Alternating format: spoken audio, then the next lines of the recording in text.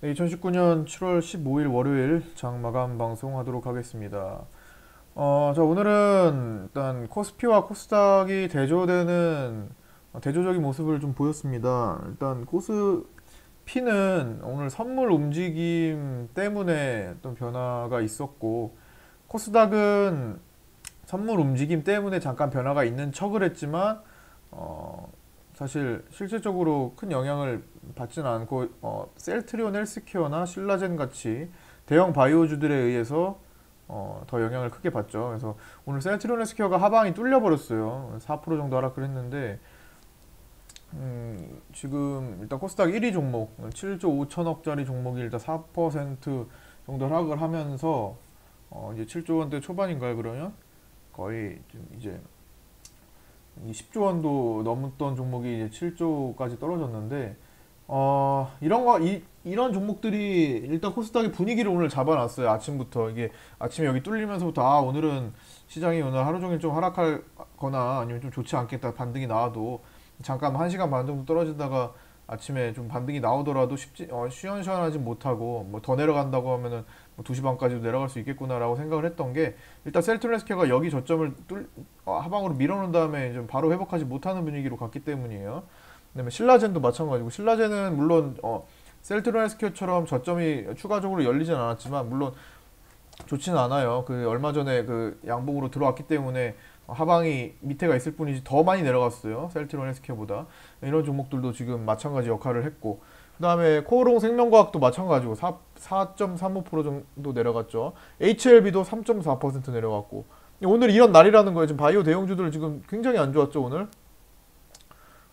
JW 시리즈도 그렇고 메디포스트 오늘 또 이제 대형 바이오주들이 힘든 날이었고 일부 뭐 반등 나온 것도 있지만 헬릭스미스 같은 거 그래도 굉장히 흐름이 약했죠.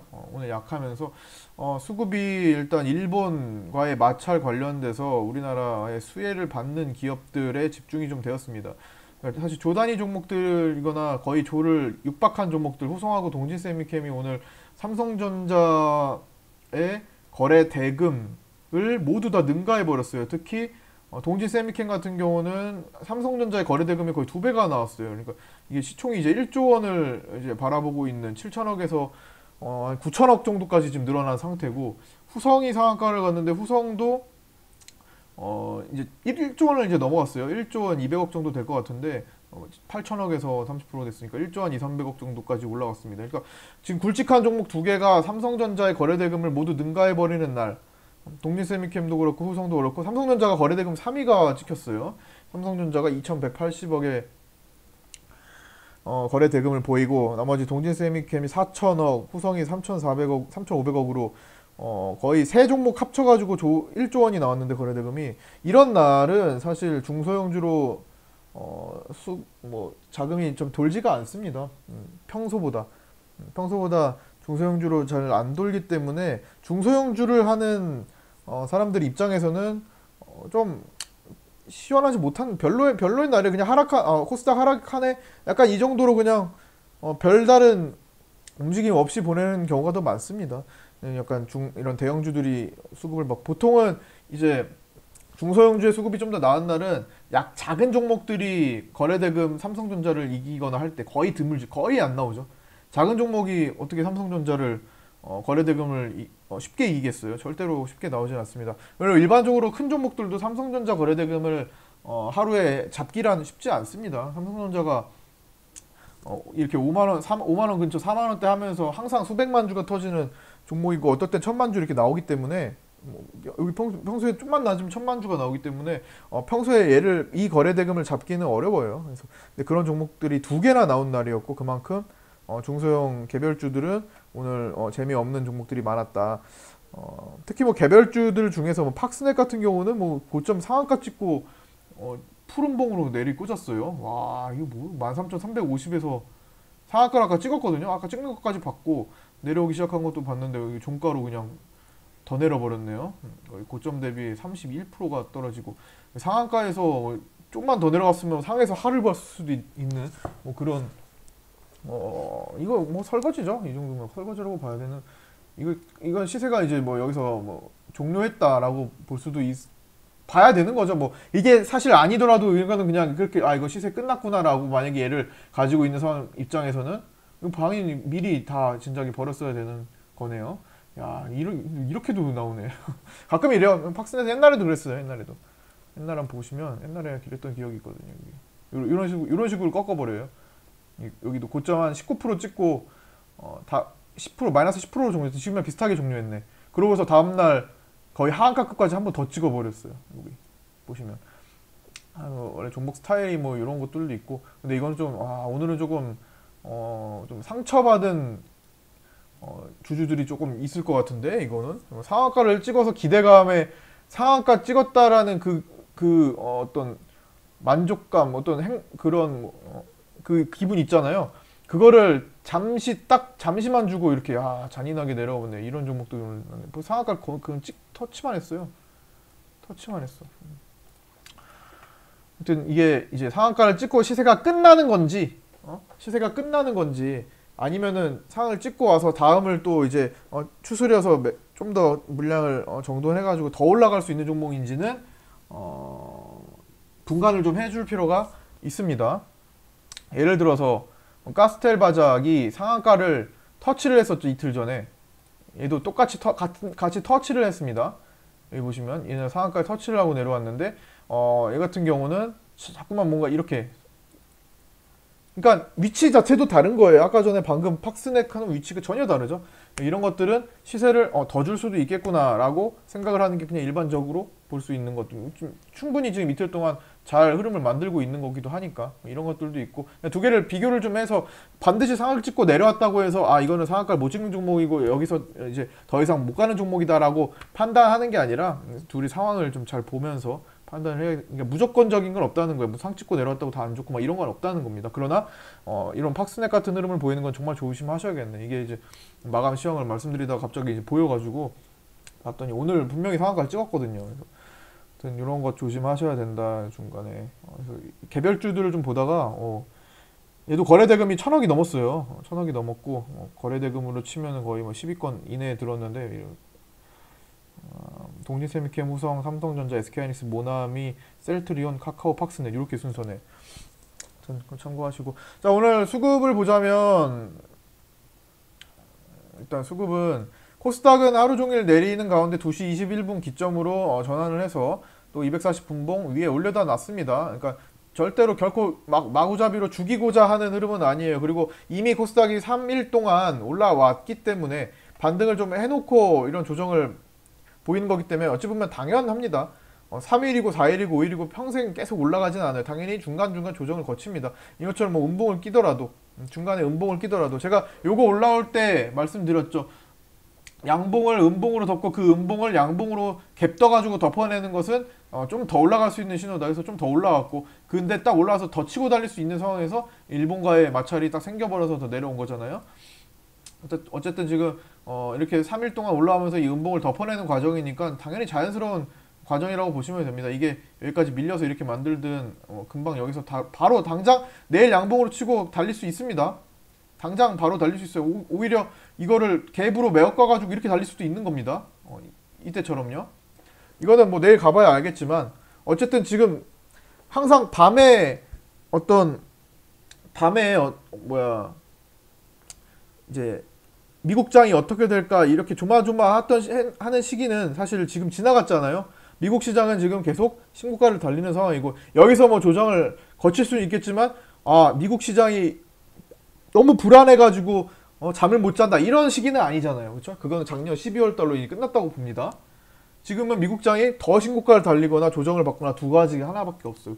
그래서 미국 시장의 영향력은 그만큼 줄어들었다는 겁니다. 미국 시장이 올라갈 때 못 따라가요. 어차피 우리는 디커플링 이제 못 따라갑니다. 별도예요. 우리나라 시장은 이제 중국 증시도 잘 안 따라가고 그냥 별도입니다. 이제 물론 영향을 받긴 받겠죠. 어떨 때 떨어질 때 영향을 받습니다. 미국 증시가 떨어지거나 중국 증시가 많이 떨어진다 했을 때 우리는 반대로 영향을 받겠지만 반대의 경우 일반적인 상황이나 올라가는 상황에서는 영향을 이제 안 받고 독립적으로 움직이는 경향이 큽니다. 그렇기 때문에 해외 증시는 그냥 참고용으로만 보시고 지금은 더 중요한 것은 일본과의 정치 외교적 문제에 초점을 맞춰서 거기에 대해서 해법을 풀어가는 거 그게 좋겠고 일단 반도체 쪽에 지금 계속 관심을 보일 수밖에 없어요. 근데 반도체에도 사실 너무나 많은 종목들이 널려 있기 때문에 반도체 중에서 어떤 종목들에 집중을 하고 관심을 가져야 되는지, 이미 스타트 끄는 것들은 사실 시총이 좀 큰 것들이 대부분입니다.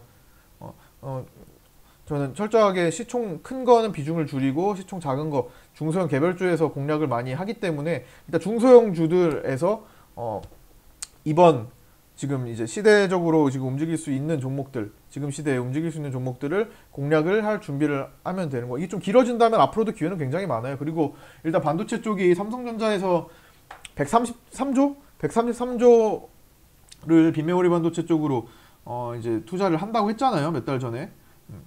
그게 이제 업계 순위가 이제 메모리 반도체, 메모리 쪽에서는 반도체 산업에서 메모리 쪽은 우리가 삼성전자가 압도적으로, 그러니까 우리나라가 압도적인 어떤 점유율을 가지고 있어요. 근데 이제 비메모리 쪽은 우리가 많이 밀린단 말이에요. 반도체 중에 메모리와 비메모리가 이렇게 있는데 어쨌든 이쪽 메모리 쪽은 뭐 스펠링이 이래. 메모리 쪽은 우리가 압도적으로 일단 글로벌 점유율을 보이고 있고, 이제 삼성전자가 투자를 하기로 한 시스템 반도체 비메모리 쪽은 미국이 압도적이에요. 비메모리 쪽은 미국이 압도적입니다. 미국이 약 70% 정도의 시장 점유율을 갖고 있고, 그 다음에 일본이 이제 그 다음 이어서 우리가 한국 이렇게 3위 밀려 있는데, 자, 이런 상황이란 말이에요. 점유율이. 근데 이 차이가 엄청납니다. 미국이 압도적으로. 그래서 이걸 합쳐서 보면 비메모리 반도체 시장이 크기 때문에 일단 반도체는 미국이 1등입니다. 점유율 전체적으로 통합적으로. 메모리는 우리가 많이 앞서지만 이런 상황이에요. 그래서 우리가 삼성전자가 여기에 지금 이제 10년 동안 육성을 하기로 했잖아요. 133조 원 투자해가지고. 이제 그런 상황 속에서 사실 추격을 받는 입장에서 이걸 방해하고 싶은 거지. 실제로 사실 반도체 쪽을 공격을 할 때 어떤 명분도 없어요. 갑자기 나 2등인데 3등이 추격하는 게 싫어. 그래가지고 너희들한테 수출 안 해줄 거야. 이상하잖아. 이게 좀, 그쵸? 다른 이유도 이상하지만 이래가지고 다른 이유를 최대한 붙여보는, 정치적인 이유, 외교적인 이유 막 붙여봅니다. 북한하고 뭐 어쩌고 너희들 그 수출 관리, 수출품 관리도 안 되고 막 억지로 막 붙여봤어요, 일본이. 결국에는 추격당하는 게 두려운 겁니다. 비메모리 쪽에서 삼성전자가 130조 원 이상 투자해가지고 성장하면 당연히 잡힐 걸 알기 때문에, 항상 그래왔기 때문에 일본이 추격당하는 게 두려운 거예요. 그래서 메모리 쪽은 어쩔 수 없지만 비메모리 쪽이라도 지키기 위해 자꾸만 여기에는 재료들 수출 안 시켜주고 하는 겁니다. 그래서 그렇다고 봐요. 저는 일단 왜냐면 이전에 이 내용을 몇 달 전에 발표를 했거든요. 갑자기 일본도 뭐 오늘 결정해서 오늘 말하고 이러진 않았을 거란 말이에요. 충분히 검토를 했을 거예요. 그렇죠? 그러니까 이런 뭐 내용들도 있다라고 참고를 해주시고, 결국에는 삼성전자가 삼성전자 SK하이닉스가 이번에 일본 수출 제한 때문에 국내 기업들로 이제 해결을 최대한 해서 성공을 할 거예요. 이제 그거 기반 갖춰놓으면 이거 앞으로 10년 동안 이 규모 투자해가지고 비메모리 쪽 성장시키면 일본은 잡을 겁니다. 미국은 당연히 어렵겠죠. 점유율 차이가 너무 나요. 이 둘 다 한 자릿수예요, 점유율이. 한 자릿수 점유율이라 미국하고는 격차가 심하기 때문에, 특히 비메모리 반도체 쪽은 이 종합 반도체에서, 그러니까 삼성전자나 SK하이닉스처럼 종합 반도체 설계부터 생산, 검사, 그다음에 뭐 이제 포장까지 다, 판매까지 다 하는 뭐 이런 한 개의 큰 업체가 다 할 수 있는 건 아니에요, 비메모리 쪽은. 그러나 메모리 쪽은 그게 가능해요. 그렇기 때문에 삼성전자가 굳건하게 메모리 반도체 시장에서 계속 우위를 점할 수가 있는 거였고요. 하지만 비메모리 쪽은 설계 따로, 생산 따로, 모든 게 다 따로따로 들어가야 됩니다. 그렇기 때문에 이쪽을 삼성전자가 이번 일본 때문에 생긴 위기를 잘 넘겨서 이제 국내에서 충분히 다 생산할 수 있는 환경을 딱 이제 갖춰버리면 장기적으로 일본을 잡고 비메모리 쪽도 2등을 만들어내면, 점점 성장을 시켜내면 이것 때문에 우리나라 중소기업들도 다 원활하게 돌아갈 거예요. 왜? 삼성전자 혼자 갈 수는 없습니다. 비메모리 쪽. 방금 말씀드렸듯 삼성전자는 혼자 갈 수 없어요. 팹리스 설계, 팩토리 공장이 없다고 해서 팹리스 설계만 하는 업체 따로 성장할 것이고, 파운드리 업체 생산하는 업체 따로 성장할 것이고, 그렇죠? 검사 장비 다 따로따로 성장할 거예요. 즉 우리나라의 골고루 반도체 종목들이 다 어디에 몰려있죠? 코스닥에도 많이 있지만 코스피는 반도체가 대부분, 코스닥은 바이오가 큰 부분 차지하고 있잖아요. 그리고 반도체와 바이오는 정말 많고 기업들이. 어쨌든 이번 위기를 잘 넘겨내면 우리나라 그 기업들, 정말 투자할 만한 기업들이 너무나 많아질 겁니다. 그게 지금도 꿈틀꿈틀 바닥에서 시작을 한 거고, 대부분 지금 이것 때문에 올라간 종목들 위치를 보세요. 다 바닥이에요. 다 바닥이에요. 시총이 크든 작든. 저는 시총 작은 것에서 앞으로 그렇게 커질 수 있는 종목들을 공략하는 것을 좋아하지만, 그걸 구별 없이 크던 작던 한번 살펴보세요. 다 바닥입니다. 그냥 이게 진짜 바닥이야, 뭐 고점이야 이런 걸 그냥 잘 모르고 보셔도, 야 그냥 이거 좀 싸 보이네, 차트만 놓고 본다면 좀 싸 보이네 라고 다 느끼실 겁니다. 웬만한 종목들이요. 그게 나중에 이 10년 동안 여기에 비메모리 반도체에 투자를 해서 성장을 시키는 이 10년, 약 10년 동안 그 종목들이 어떻게 커가는지가 정말 기대가 너무나 되는 상황이고요. 그게 지금부터 공략을 한다면 사실상 삼성전자처럼, 혹은 삼성전자는 놓고 삼성전자처럼, 뭐 이것까지는 당연히 안 되겠죠. 얘네는 종합반도체니까 IDM.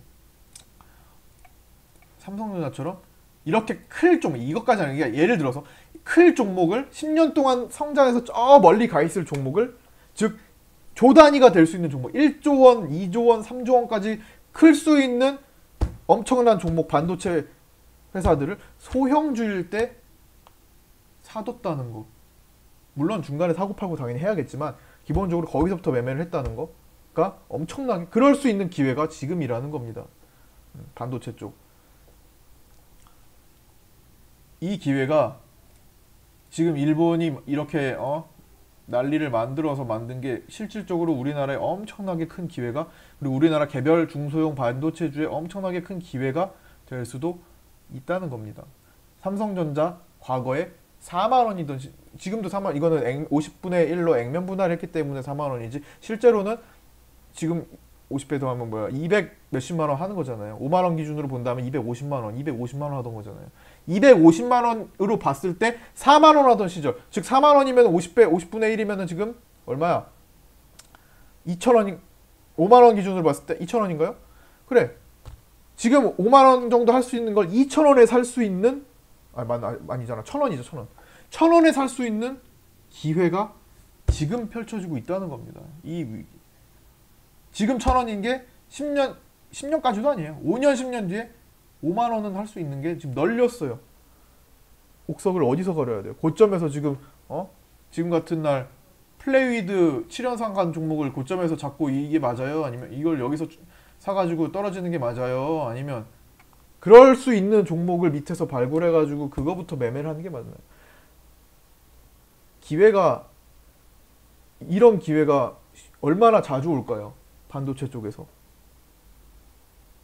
저는 이 기회를 잡아야 된다고 봅니다. 반도체 종목 너무나 많아요. 중소형주들은 너무나 많아요. 그게 뭐 팹리스에 속해 있든, 파운드리에 속해 있든, 검사 장비 쪽으로 속해 있든, 아니면 포장 쪽에 속해 있든, 어떤 것도 지금은 다 기회가 될 수 있는 바닥주에 위치해 있을 겁니다. 그 중에서 진짜 수혜를 받는 게 어떤 것인지, 진짜 수혜받고 나중에 쳐 올리면서 소형주에서 중형주, 중형주에서 대형주로 갈 수 있는 종목이 뭔지, 지금 거기에 분석에 지금 많은 시간을 할애를 하고 있어야 돼요.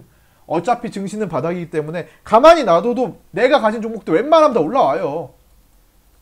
그냥 내가 지금 폭락장 때문에 힘들어서 내가 지금 이걸 보유하고 이걸 물려있어, 이런 종목들 뭐든, 지금 뭐 수익 중인 종목이든 손실 중인 종목이든 상관없어요. 바닥에 위치한, 아직까지 저점 구간, 저평가 구간에 있다면 그냥 가만히 놔둬도 어차피 올라와요. 어느 정도 선은. 물론 거기서 매도를 하는 시점이 있겠고 매수를 하는 시점이 있겠고 이런 것도 다양하게 있겠지만, 기본적으로 대부분 열의 7은 그냥 여기서부터는 시간이 지나면 올라올 수 있는 자리입니다. 최저점이 될 수가 없는 자리라는, 그러니까 지금 최고점이 될 수는 없는 자리라는 거야. 지금 이런 종목 제외하고 이미 그렇게 결과를 빠르게 내버린 종목을 제외하고 샘코를 제외하고 이런 것들을 제외하고, 응? 이런 것들을 이렇게 이미 났으니까 이걸 보려고 바닥에서 준비를 할 수 있는 거라고요. 지금 이런 거 제외하고는 일반적으로는 다 올라올 거고, 그냥 올라오는 게 아니라 앞으로 삼성전자가 저렇게 투자를 하면서 정말로 커질 수 있는 거, 급이 달라지는 거, 소형주에서 중형주, 중형주에서 대형주로 갈 수 있는 종목을 바닥에서 지금 골라 잡을 수 있는 기회, 거기에 분석에 초점을 맞추는 시기예요. 응? 지금 시기가 하루하루 뭐 얼마 이렇게 올라가서 좋아 이런 게 아니라, 지금 시기는 정말 종목 분석 바닥에서 아직 출발 안 한 거 대신에 출발한 거는 늦어서 따라가는 것밖에 안 돼요. 그러면 거기서 또 스트레스 받는 거, 거기서 만약에 밀려버리면 또 이거 어떻게 해야 돼, 이거 손절해야 되나, 이런 고민을 해야 될 때라는 거예요. 근데 그러지 않고 지금 아예 그냥 출발 안 시켜서 앞으로 그렇게 될 수 있는 걸 분석할 수 있는 좋은 기회라는 겁니다. 지금 종목들 이런 것들을 보면서 ISC 같은 거 공략한다거나, 얘가 지금 왜 이렇게 움직이고 있을까 천천히 보면서, 응?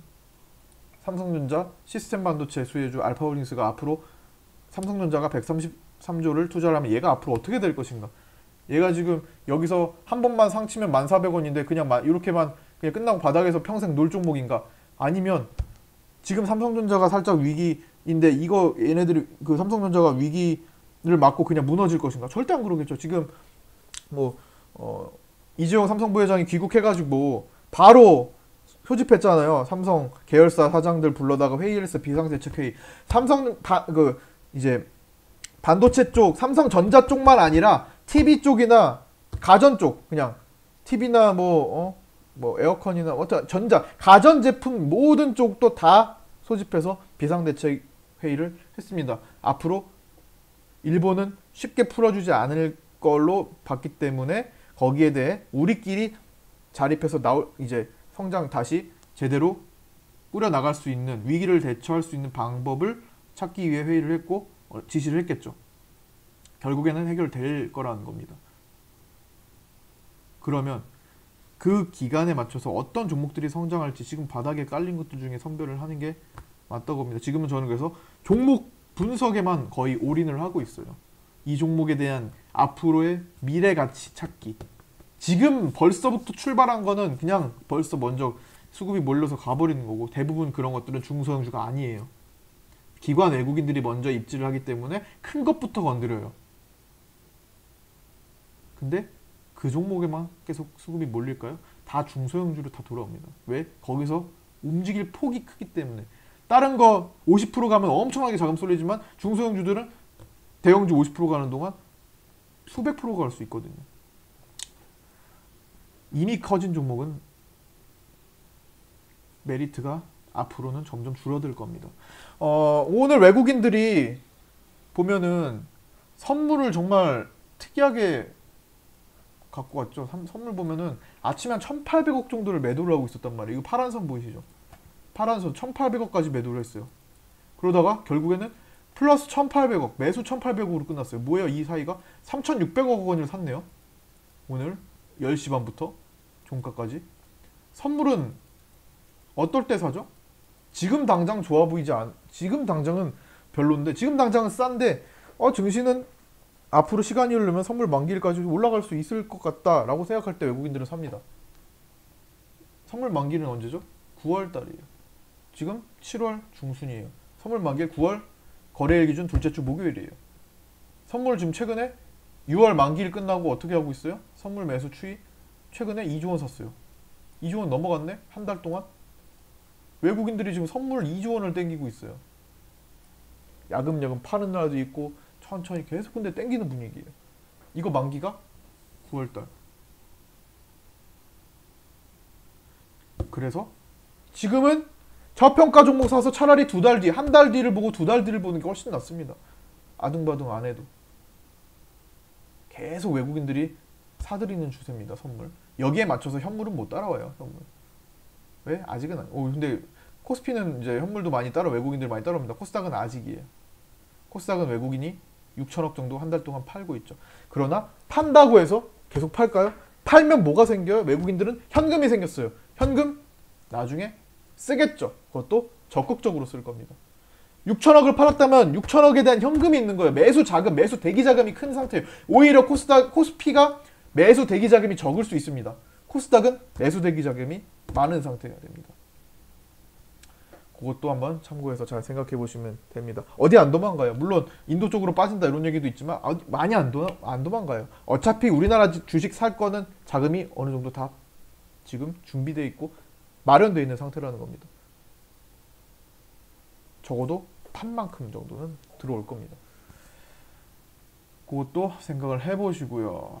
코스피의 마지막에 이제 140억 마지막에 코스피에서 외국인들이 260억 정도를 샀네요. 그렇죠? 맞죠?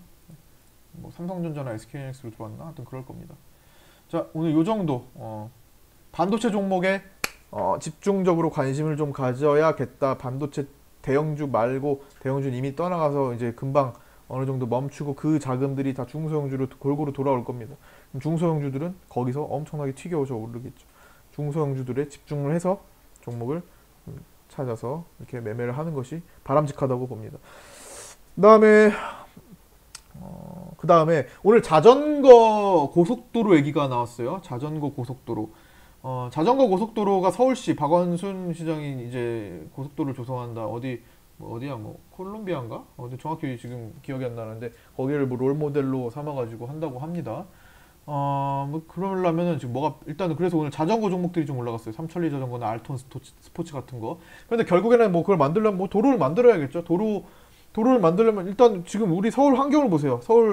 서울시에 사시는 분들은 서울시 도로 환경을 봤을 때 딱 도로를 봤을 때 바로 자전거 고속도로가 탄생할 수 있게 생겼어요? 아니면 야, 이거 크게 손을 봐야 될 것 같아요.